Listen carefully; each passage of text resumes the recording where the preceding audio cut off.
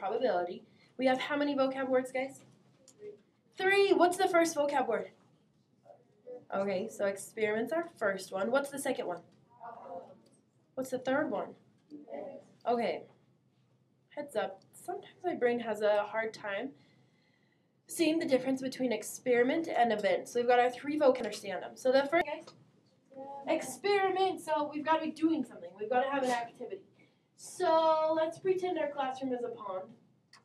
And you guys are all froggies. So the experiment is, how many frogs can we catch? Yeah? So you're at a pond. You're saying how many frogs can you catch? So pulling them out of a pond. That would be an experiment. So an outcome, has anybody figured out what an outcome is? If our experiment is pulling frogs out of a pond, what would an outcome be? Nicole, what would an outcome be? How many frogs we got? So first I catch Froggy Xander, and he's a yellow spotted frog. So he's my first outcome. And then I catch Froggy Kylie, and she's a tie-dye frog. So I write down my tie-dye frog, yeah?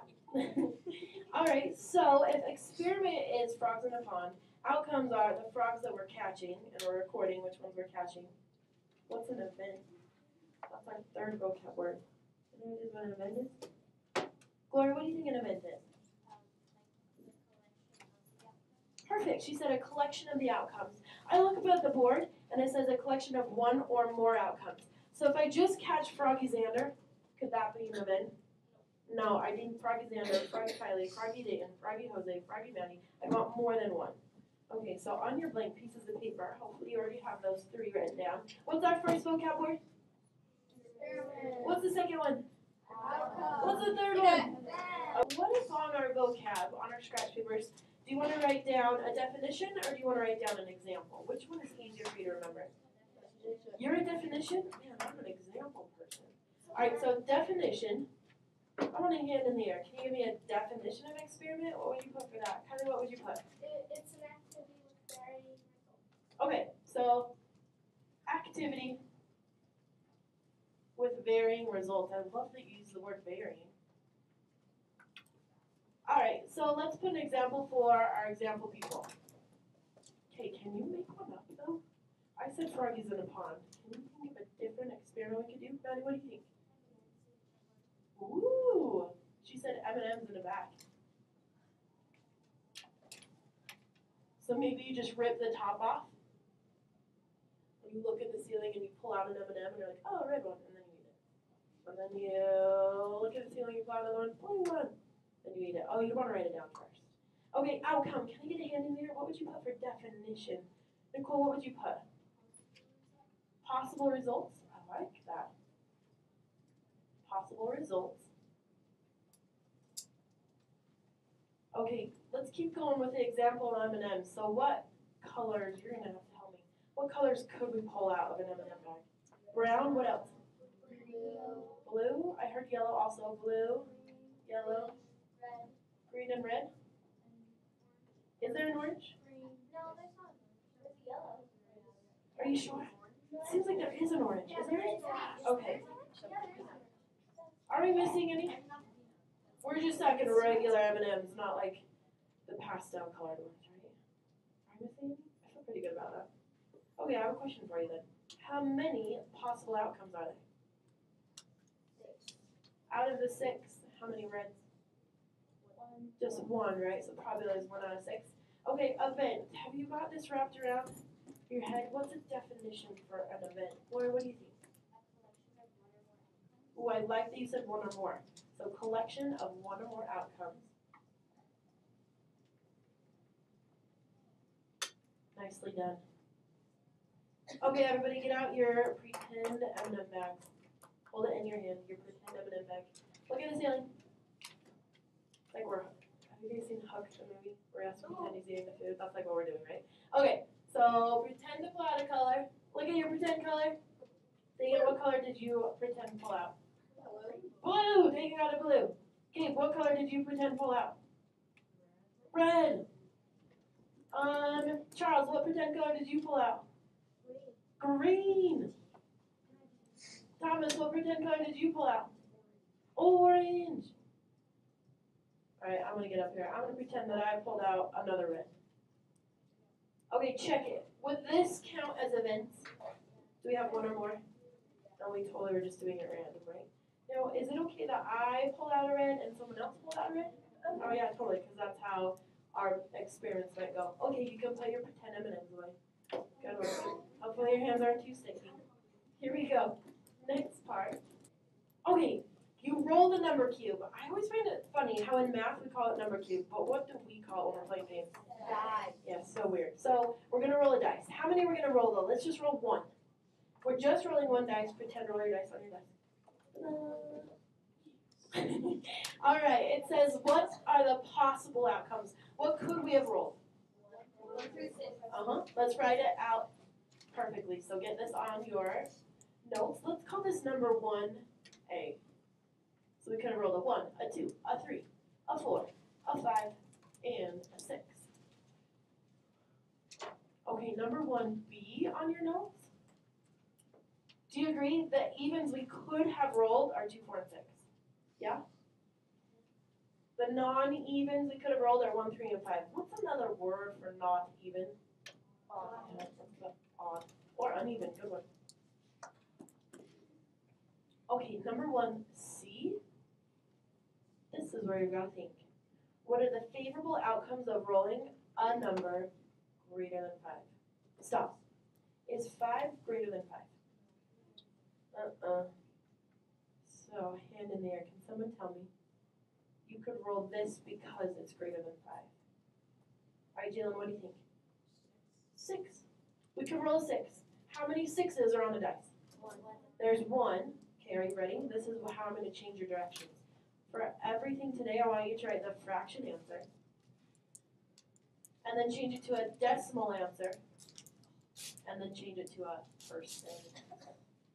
Guess what? It's not bad because you guys are rock stars. You know how to do this. So, a number greater than 5, how many possible outcomes are there? There's only 1. It's only 6, right? 1 out of how many numbers on the number cube? So 1 out of 6 chances. There's our fraction. Get on your scratch paper. Decimal. How do we take that fraction and go to a decimal? What do we do? Add a 0.0 to it? Not quite, but that is a fantastic suggestion because lots of people do it. Okay, right here, what does this line mean? Divide. Grab a calculator. That's saying take 1 divided by 6. Okay, I'm so glad you said that. Tell me what you get when you have it here. 0.167. Guys, are you okay if I put 0.17? Did I round it right? Let's always go 2 spots. 2 spots after the decimal, so the hundredths place. Why? Because then going to percent, how many times do you bounce that decimal? Which way? Right. So, boing, boing. What percentage is that? 17%. How many thumbs up? Yeah, I can handle those things. They're not too bad, right? They go hand in hand. They're all the same thing. Okay, let's go to our next one. You know what? I'm going to change this number. Let's call this number 2. So on your scratch paper, call it number 2. You randomly choose a letter from a hat that contains the letters A through what? Okay. All right, is that the whole alphabet? Nope. All right, so letter A, it says, what are the possible outcomes? Are you ready to sing and stop? All right, what letter comes first? Keep going, then what?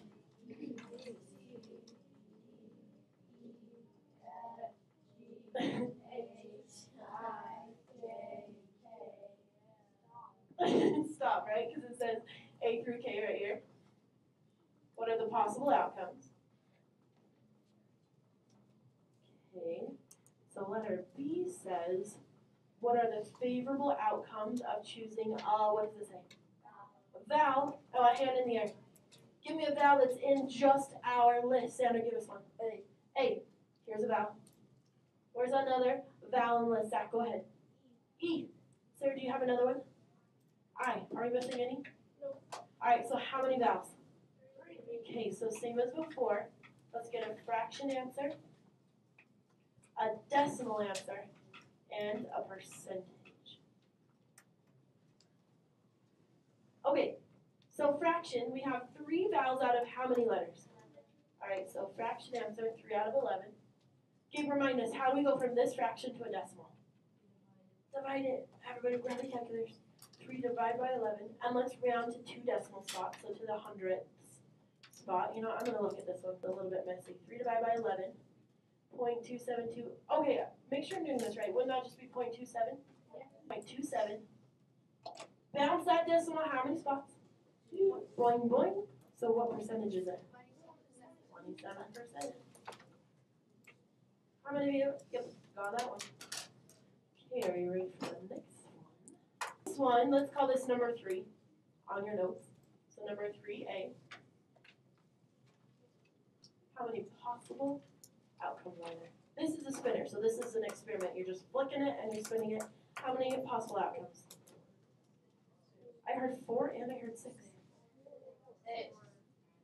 So if you spin it, it can only land on 4 things. If you spin it, how many things could it land on? It could land on 6, right? So I'd say there's 6 possible outcomes. Why do you think people are saying 4 though? How come, Vivi? Because there's 3 reds, but they're all different spots on the spinner, right? So if you had to say you were betting money on which one you were going to land on, which one would you probably bet on? Red. So this is an experiment. They can have more than one color on there. All right, so B, and how many ways can spinning red occur? 3. Let's do fraction, decimal, percent. Are you okay if I call it FDP? Fraction, decimal, percent. Fraction, wait, how many reds?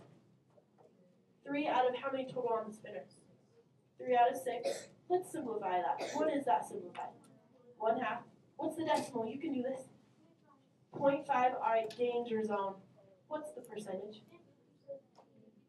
Hey, nobody said 5%. Thank you so much. It's not 5% because you bounce it twice, and what do you put in that blank? A 0, and we know that half of something is 50%. Okay, number 3C. And how many ways can spinning not purple occur? So you win as long as you don't land on purple. I agree with Gloria. There's 5 ways to win this, right? So C, this part, there's 5 ways. What are the favorable outcomes of spinning not purple? There's 5 out of how many? 6, right? So we could spin a red, a blue, a red, a green, a red. I'll probably take it. How many of you? I'm feeling pretty good about this section. Making sense? You're okay? Oh, I love the probability graph.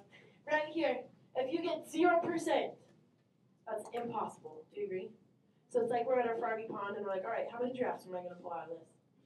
Never going to happen, right, guys? Impossible. All right, this one, if you only have 25%, that's unlikely. Not really ever going to happen. 25% could be close to that purple on the spinner. It's not very likely it's going to happen. It's on there, so it'll happen every once in a while. This one, equally likely to happen or not happen. I feel like that's a red. Do you agree with me? Because it was half here. Do you agree, Ed, equally likely to happen or not happen? Probably going to happen. This one will always happen. So let's think of always an example. Can you think of an experiment where you'll always get it? James, can you think of something? Like, you put a bunch of, 5 red eggs in a bag, and that's it, and one egg will be red. Okay, so he said you have 5 red eggs in a bag. What's the probability of pulling a red egg out? 100%, because they're all red. Does that make sense? Okay. This one, my last class got confused by the cute picture. These are what? Marbles, but it doesn't match what's up there. So bye-bye marbles. I don't want it to confuse you. Okay, we've got how many red marbles? Do you see it up there? How many blue? How many yellow? How many green? How many total marbles? Back up to 13, we agree? Okay, so right here, what's the probability of FDP? How many reds are in there? Oh, crap, I moved it. There you go. 5 out of how many? Oh my gosh. 5 out of how many? Right. Are you writing this down? How many? Well, excuse me. What's the decimal for that? And we're rounding to how many spots today? 2. What is it?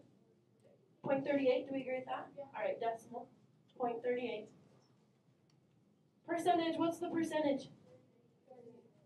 38%. Nicely done. Okay, let's jump to number 4 on your scratch paper. Don't worry about number 2. Don't worry about number 3. I feel like you have it. Number 4. Same thing. Fraction, decimal, percent. Choosing not blue. If you pull anything but blue, you win. What do you think the fraction is? Charles, what do you think? 2/13. Hold on though. There's 2 blues. If you pull a blue, you lose. So that wouldn't be possible. You want anything but blue. Closer. You're closer. You gotta think, if you pull a blue, no good. So how many Charles are not blue? So we have 11 chances that are not blue, right? Out of how many total, Charles?